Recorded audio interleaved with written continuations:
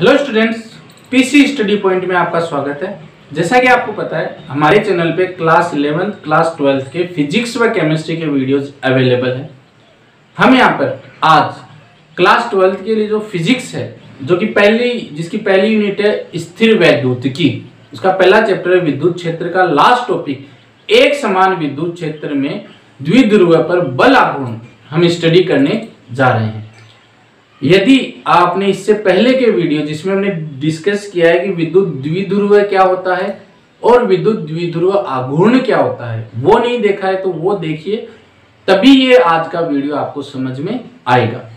तो हम शुरू करते हैं। पहले इस टॉपिक में क्या क्या है। एक समान विद्युत क्षेत्र, विद्युत क्षेत्र क्या होना चाहिए? एक समान होना चाहिए। एक समान विद्युत क्षेत्र से क्या मतलब है कि उसके हर बिंदु पर विद्युत क्षेत्र का मान क्या होना चाहिए? समान होना चाहिए। और इसको कैसे निरूपित करेंगे, ये हमने विद्युत क्षेत्र रेखाओं का जो वीडियो था उसमें डिस्कस किया था कि समांतर लाइंस जो होंगी वो किसको निरूपित करेगी? एक समान विद्युत क्षेत्र को निरूपित करेगी, जिनके बीच की दूरी भी क्या होनी चाहिए? समान होनी चाहिए। तो सबसे पहले तो बनाते हैं एक समान विद्युत क्षेत्र। तो ये समांतर लाइंस हो गई,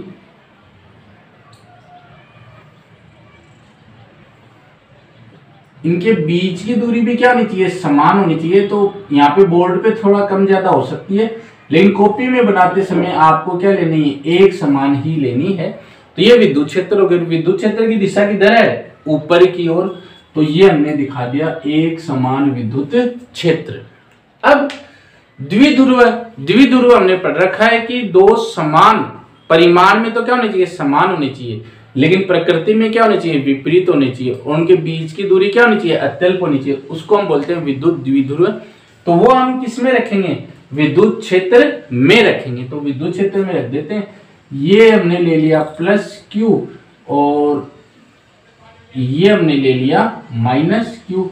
ये बिंदु ए हो गया, ये बिंदु बी हो गया, ये इनके बीच का पॉइंट हो गया जिसको हम मूल बिंदु बोलते हैं। और ये विद्युत क्षेत्र के साथ कितने डिग्री का कोण बना रहा है? थीटा डिग्री का कोण बना रहा है। इनके बीच की दूरी को हम किससे निरूपित करते हैं? 2a। दूरी कितनी लेते हैं? 2a। पर बल आघूर्ण, अब बल आघूर्ण हम समझते हैं क्या होता है। तो देखिए, ये कोई हमारे पास कोई लकड़ी का गुटका है, यानी लकड़ी का कोई बॉक्स है। इस पर यदि हम ऐसे बल लगाएंगे, नीचे की तरफ बल लगाएंगे, तो ये गुटका क्या जाएगा? नीचे की तरफ आ जाएगा। अब बल हम लगा रहे हैं इस पर। अब यदि हम विपरीत ऐसे बल लगा दें, मतलब नीचे से ऊपर की ओर, कितना समान बल हम लगाएंगे, यानी एक तो इसको नीचे खिसका रहा है, एक इसको ऊपर खिसका रहा है, तो विपरीत प्रकृति के हो गई। तो ये ना तो नीचे जाएगा ना ये ऊपर आएगा, क्योंकि परिमाण में तो क्या हो गई? समान, लेकिन दिशा क्या है? विपरीत। तो परिणामी बल वो कितना हो जाएगा? 0 हो जाएगा। परिणामी बल कितना हो जाएगा? 0 हो जाएगा। अब देखिए, ये दोनों बल एक ही रेखा पर कार्यरत हैं, तो इन बल को हम क्या बोलते हैं? सरेखीय बल। सरेखीय बल, क्योंकि एक ही रेखा पर कार्यरत है। अब स्थिति थोड़ा बदलते हैं हम। ये वही लकड़ी का गुटका है, एक को तो हम इस किनारे से बल लगा रहे हैं, एक को हम इधर से बल लगा रहे हैं। तो ये तो इसको इधर घुमाएगा और ये इसको इधर घुमाएगा। तो अब क्या होगा? बल F है और यहाँ पर भी F है। परिणामी बल तो अभी भी क्या है? 0 ही है। परिणामी बल तो भाई दोनों बल समान है, लेकिन दिशा क्या है? विपरीत है। तो परिणामी बल अभी भी 0 ही है, लेकिन वो क्या कर रहे हैं? अपनी अक्ष पर घूमने लग जाएगा। तो यहाँ पर बल सरेखीय नहीं है, सरेखीय नहीं है। तो इस स्थिति में आता है बल आघूर्ण। इस स्थिति में क्या आएगा? बल आघूर्ण, जिसको हम बताते हैं टॉ से निरूपित करते हैं। तो यहां पर भी क्या होगा? देखिए, ये तो विद्युत क्षेत्र है। विद्युत क्षेत्र रेखा में ऐसा प्लस आवेश से निकलती है और माइनस की ओर जाती है। तो इधर क्या है? प्लस आवेश और इधर क्या है? माइनस आवेश। अब ये माइनस आवेश इस प्लस आवेश को अपनी तरफ क्या करेगा? आकर्षित करेगा, यानी बल लगाएगा। बल लगाएगा और उस बल की दिशा किधर होगी? ऊपर की ओर। F, जिसको हम बता देंगे QE से, क्योंकि E बराबर क्या होता है? F बटा Q। तो F बराबर हो जाएगा QE। अब यहाँ पे विद्युत क्षेत्र की दिशा भी ऊपर की ओर है और बल की दिशा भी ऊपर की ओर है, दोनों की दिशा समान हो गई। तो इसको हम दिखाते हैं प्लस से। इधर कौन सा आवेश है प्लस आवेश, इधर कौन सा आवेश है माइनस आवेश, तो इस पर माइनस नीचे की तरफ बल लगेगा, माइनस आवेश को ये प्लस आवेश आकर्षित करेगा, नीचे की ओर आएगा, नीचे की ओर आएगा तो यहां पर बल F बराबर क्या लगेगा QE। अब देखिए बल लग रहा है नीचे की तरफ, विद्युत क्षेत्र है ऊपर की तरफ, दोनों की दिशा क्या हो गई विपरीत हो गई, तो यहां पर लगा देंगे हम माइनस। तो एक बल ऊपर की तरफ लग रहा है, एक बल नीचे की तरफ लग रहा है, संरेखीय नहीं है, तो यहां पर क्या कार्यरत होगा, बल आघूर्ण कार्यरत होगा।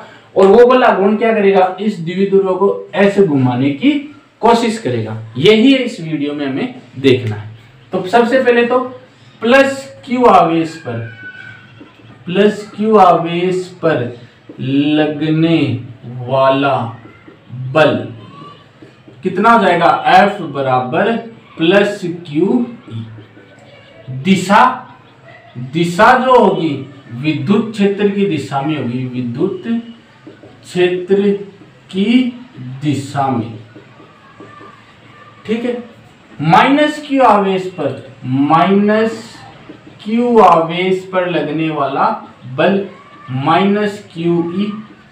दिशा देख लीजिए, दिशा किधर है, विद्युत क्षेत्र की और बल की दिशा विपरीत होगी, तो विद्युत क्षेत्र के विपरीत दिशा में, विद्युत क्षेत्र की विपरीत दिशा में, परिणामी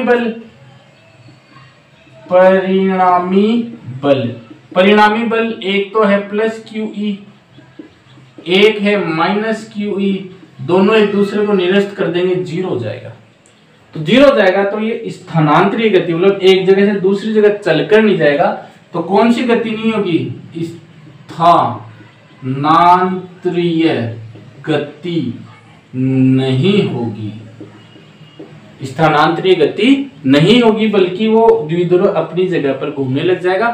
तो चूंकि बल संरेखीय बल नहीं है, संरेखीय बल नहीं है, अतः यहां बल आघूर्ण कार्यरत होगा, बल आघूर्ण कार्यरत होगा, जो कि क्या होता है टो, और उसका सूत्र क्या होता है, कोई सा भी एक बल इनटू जो दोनों बल कार्यरत हैं, जैसे एक बल तो ये कार्यरत है और एक बल ये कार्यरत है, इन दोनों के बीच की लंबवत दूरी, दोनों बलों के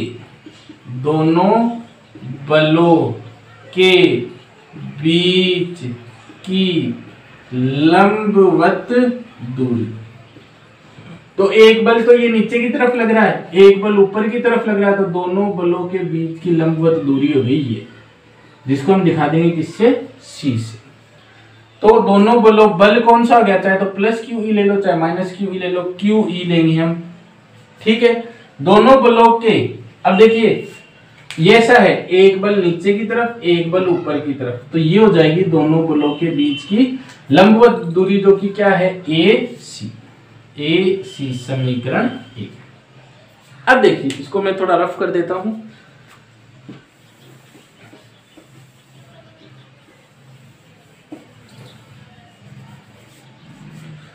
त्रिभुज लेते हैं, कौन सा, ABC त्रिभुज हो गया ACB। ये कोण थीटा है, तो एकांतर के हिसाब से ये कोण भी कौन सा होगा, थीटा, तो ये कोण कौन सा हो गया, थीटा। ये थीटा है तो सामने वाला लंब, कर्ण और आधार, लाल बट्टा कक्का से लंब बट्टा कर्ण, तो साइन थीटा बराबर लंब बट्टा कर्ण, लंब हो जाएगा AC, कर्ण हो जाएगा AB। AB कितनी दूरी है, दोनों द्विध्रुवों के बीच, ये जो द्विध्रुव है इसके बीच की दूरी, दोनों आवेशों के बीच की दूरी कितना है, 2a। तो द्विध्रुव के बीच की दूरी AC बट्टा 2a, तो AC बराबर 2a आ जाएगा गुणा में, तो AC बराबर 2a साइन थीटा। समीकरण 1, समीकरण 2, समीकरण 2 से AC का मान समीकरण 1 में रखने पर तो टो बराबर क्या हो जाएगा QE और 2A साइन थीटा। इसको इस तरीके से लिख लेते हैं EQ 2A साइन थीटा। ये क्या चीज है, दोनों आवेशों में से कोई सा एक आवेश और दोनों आवेशों के बीच की दूरी को हम किससे निरूपित करते हैं, द्विध्रुव आघूर्ण P बराबर Q2A। तो यहाँ पे क्या लिख सकते हैं P, तो टो बराबर हो जाएगा EP साइन थीटा। ये या फिर इसको हम लिख सकते हैं PE साइन थीटा। अब टो क्या है, सदिश राशि है। सदिश राशि है तो हमने ऐसा पढ़ रखा है A डॉट B तो होता है B डॉट A, लेकिन A क्रॉस B वो इक्वल नहीं होता है B क्रॉस A के। सदिश गुणनफल में A cross B cross A के इक्वल नहीं होगा। तो यहाँ पे हम E क्रॉस P लिखेंगे या फिर P क्रॉस E लिखेंगे। भाई एक तो हो रहा है EP, तो E क्रॉस P लिखेंगे या P क्रॉस E लिखेंगे। उसके लिए हम चित्र से समझते हैं। 11वीं क्लास में हमने पढ़ा होगा दक्षिणावर्त पेंच का नियम, जिसके अंदर हमने पढ़ा कि जो भी दोनों गुणा हो रहे हैं, कोई भी दो सदिश अगर गुणा हो रहे हैं तो A क्रॉस B है तो इसको A B की तरफ मोड़ेंगे तो जो अंगूठा होगा वो परिणामी सदिश की दिशा को बताएगा। तो यहाँ पर क्या है, विद्युत द्विध्रुव है, माइनस से प्लस की और इसकी होती है दिशा। तो ये हो गया हमारा विद्युत द्विध्रुव। ये किधर जाएगा, विद्युत क्षेत्र की दिशा में जाएगा, क्योंकि ये नीचे की तरफ लग रहा है, ये ऊपर की तरफ लग रहा है। तो देखो भाई एक रस्सी अगर हम समझे तो ये रस्सी इधर लग रही है, एक इधर लग रही है, तो एक इधर घूमेगा इधर घूमेगा, तो द्विध्रुव किधर जाएगा, ऊपर की ओर जाएगा। यानी क्या लेंगे हम P क्रॉस E। तो इसकी दिशा टॉर्क बल आघूर्ण की दिशा किधर होगी, बाहर की ओर, लंबवत। दोनों के बीच में कोण कितना है, लंबवत। फिर से ये तो हो गई हमारे विद्युत द्विध्रुव। ये किधर घूमेगा, ऊपर की तरफ घूमेगा, ऊपर की तरफ घूमेगा कुछ इस तरीके से। तो अंगूठा जो होगा वो किसकी दिशा बताएगा, बल आघूर्ण की दिशा बताएगा, इस तरीके से। और ये दोनों क्या एक दूसरे के लंबवत होंगी। तो पहली बात यहां पर क्या लिखेंगे, टो P क्रॉस E।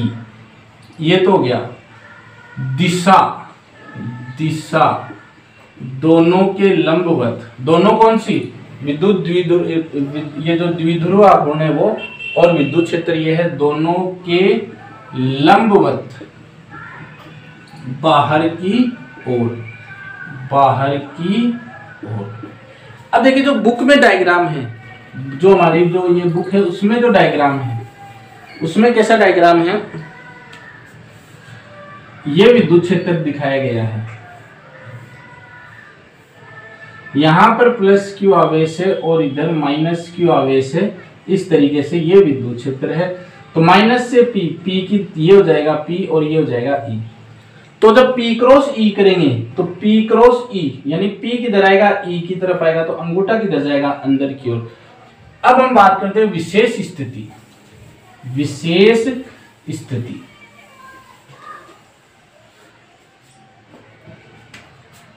विशेष स्थिति पहली, टो बराबर हमने निकाला है PE साइन थीटा। थीटा बराबर क्या हो, 0 डिग्री। ये जो कोण बन रहा है ये क्या हो, 0। 0 का मतलब क्या है, विद्युत क्षेत्र की दिशा और द्विध्रुव की दिशा दोनों क्या है, एक ही दिशा में हो, तभी क्या होगा, कोण 0 डिग्री होगा। भाई ये और ये दोनों की दिशा क्या हो, समान हो। तो इस स्थिति में तो कोई द्विध्रुव आघूर्ण कार्यरत ही नहीं होगा, क्योंकि ये इस तरीके से रहेगा। ये अपने पहले ये घूमकर इधर आ चुका है, अब यहाँ पर कोई भी आघूर्ण कार्यरत नहीं होगा। चित्र से भी हम समझ सकते हैं, वैसे भी हम निकाल सकते हैं। साइन 0 का मान कितना होता है, 0। तो टॉर्क PE 0 रखेंगे तो कितना हो जाएगा, टॉर्क हो जाएगा 0। इसको बोलेंगे स्थायी अवस्था। कौन सी अवस्था, स्थायी अवस्था। ठीक है। दूसरा, थीटा बराबर 180 डिग्री। साइन 180 का मान यदि नहीं पता तो हम इस तरीके से कर सकते हैं, 90 डिग्री प्लस 90 डिग्री। ये कौन से क्वाड्रेंट में चला गया, ये 0 डिग्री होता है, ये 90 डिग्री होता है, तो दूसरे क्वाड्रेंट में आ गया, 90 प्लस है तो दूसरे में आ गया, तो इसमें साइन और कोसेक पॉजिटिव, और 90 डिग्री है तो साइन किस में बदल जाएगा, कोस 90 का मान होता है 0, तो साइन 180 क्या हो गया 0।